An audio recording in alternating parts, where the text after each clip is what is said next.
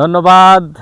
আমরা চুয়াডাঙ্গা থেকে এসেছি বিছানাকান্দি ভ্রমণ। বিছানাকান্দিটা হলো, এটা হচ্ছে সিলেট জেলার মধ্যে। আমরা সিলেট থেকে প্রায় 2 ঘন্টা জার্নিতে বিছানাকান্দি এসে পৌঁছলাম। সিএনজি থেকে আমাদের চুয়াডাঙ্গার প্রায় 65 জন মতো নারী পুরুষ শিশু দিয়ে আমরা আছি। আমরা এই বিছানাকান্দির সৌন্দর্য উপভোগের জন্য পৌঁছলাম। এখন আজ 2025 সালের 23শে ডিসেম্বর। একটা রৌদ্র উজ্জ্বল দিন। এখানে তাপমাত্রা প্রায় 30 থেকে 35 ডিগ্রির মধ্যে। এখানে কোনো শীত নেই, বরং এখানে গরম, রোদে দাঁড়ানোই এটা মুশকিল হয়ে যাচ্ছে। তো আমরা দেখছি আমাদের পেছনে মেঘালয় রাজ্যের বিস্তীর্ণ পাহাড়।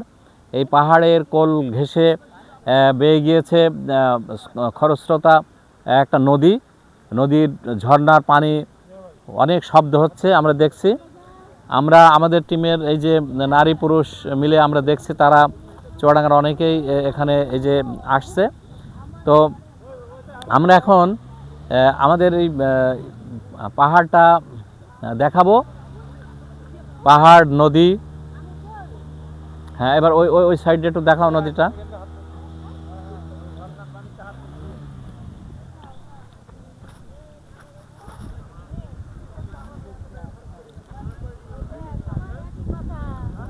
আমরা দেখছি এই যে আমাদের বিলকিস ম্যাডাম আছেন, হাজরাহাটি তালতলা মাধ্যমিক বিদ্যালয়ের সহকারী শিক্ষক।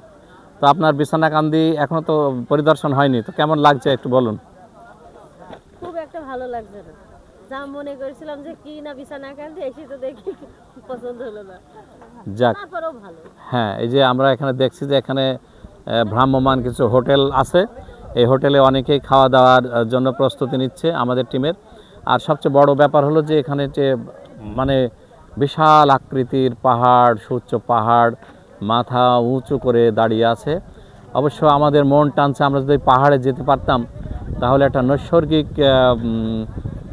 দৃশ্য উপভোগ করতে পারতাম। কিন্তু ব্যাপার হলো যে আমরা যেখানে দাঁড়িয়ে আছি, এর সামান্য দূর থেকেই এখানে ভারতের স্থান, ভারতের জায়গা, যে পাহাড়গুলো ভারতের মধ্যে পড়েছে। এই জন্য আমাদের পর্যটকদের ওখানে যাওয়া বিধিনিষেধ আছে। এখানে সাইনবোর্ড আছে, ওখানে যাওয়া দণ্ডনীয় অপরাধ। তো আমরা এখন দেখাবো এখানকার যে একটা আছে, একটা খাল মতো আছে। এই খাল দিয়ে এই পাহাড়ের ঝর্ণা বেয়ে পানি প্রবাহিত হচ্ছে, আমরা সেটা একটু দেখাবো। আমরা দেখছি যে ঝর্ণা, পাহাড়ের ঢালু বেয়ে ছোটোখাটো ঝর্ণা বেয়ে পানি নেমে আসছে। এই যে আমরা দেখছি এই পানি।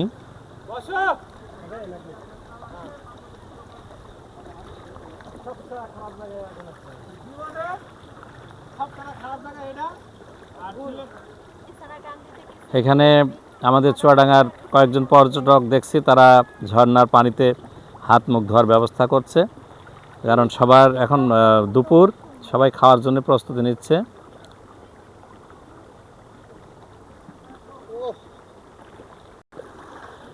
বিছানাকান্দির আরেকটি রূপ বৈচিত্র্য হলো যে এখানে অসংখ্য পাথর আছে।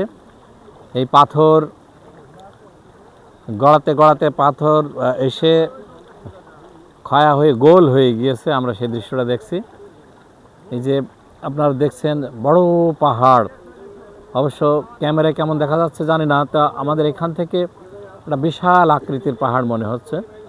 এই পাহাড়ে কোনো শেষ নেই, যেদিকেই পাহাড় দেখছি আমরা সেদিকেই দেখছি যে এটা ভারতের অংশ। আর পাহাড় শেষ হয়েছে, আমাদের বাংলাদেশ শুরু হয়েছে। এটা দেশভাগের সময় এটা হয়েছে এভাবে। এই যে দূরে খালের ওপারে আরেকটা দেখছি একটা এখানে খাবারের হোটেল, ভ্রাম্যমান। দিনের বেলায় হোটেল খোলা থাকে পর্যটকদের জন্য, তারপরে যখন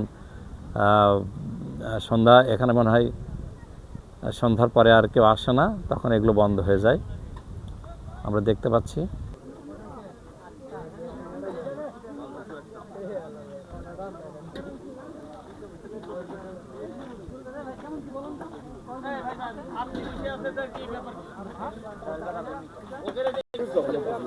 এই যে আমাদের চুয়াডাঙ্গা টিমের বেশ কয়েকজন পর্যটক, তারাও দুপুরে খাওয়া দাওয়া শুরু করে দিয়েছেন, আমরা দেখতে পাচ্ছি। এই যে আমাদের খাওয়া দাওয়ার প্রস্তুতি চলছে, আর এক টেবিল।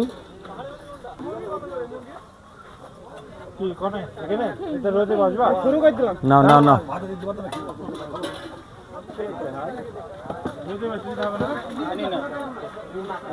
খাবো ঠিক আছে, কিন্তু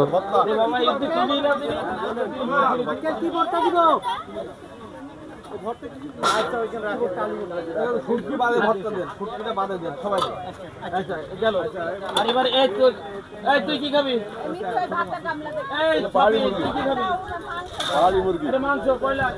পাহাড়ি মুরগি। তুমি কি